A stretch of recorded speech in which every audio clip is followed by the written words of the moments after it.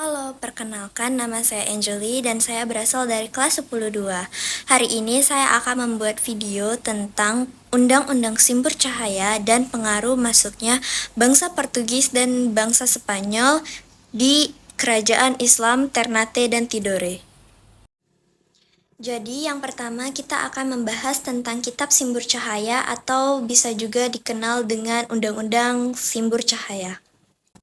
Nah, jadi isi dari kitab ini adalah tentang aturan-aturan adat dalam bermasyarakat di Sumatera Selatan. Kitab ini dibuat oleh Ratu Sinuhun, istri dari Raja Sido Ingkenayan.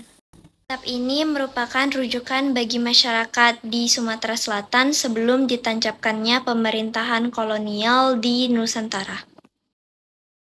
Kitab Simbur Cahaya memuat 6 bab yang berisikan 178 pasal yang memuat tentang masalah-masalah penting di masyarakat seperti tentang adat pergaulan bermasyarakat, sistem birokrasi, hukum hutang piutang, pembangunan yang dilakukan oleh pemerintah Kerajaan Palembang, denda, aturan berladang, dan masalah-masalah ekonomi baik secara tertulis di dalam pasal-pasalnya maupun secara eksplisit masuk ke dalam pasal-pasal lain.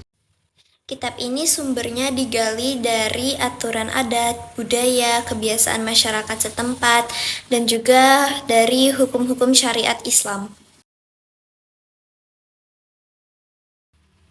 Selanjutnya kita akan membahas tentang pengaruh masuknya bangsa Portugis dan Spanyol pada kerajaan Islam Ternate dan Tidore.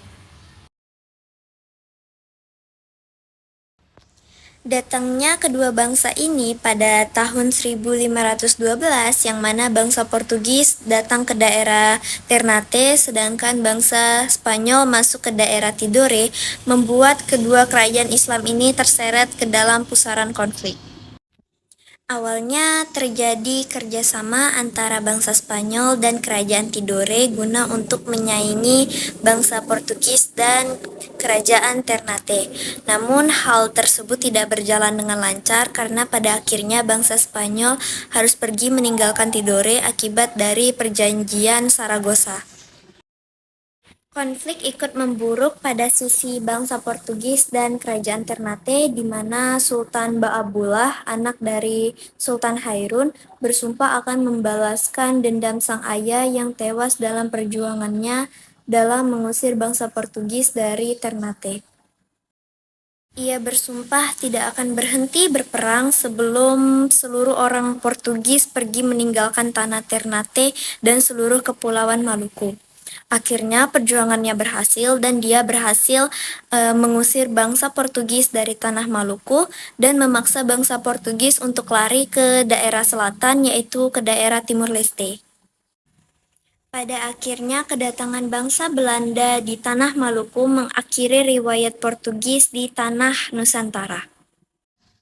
Demikianlah video penjelasan dari saya, semoga dapat dipahami dan see you on to the next video.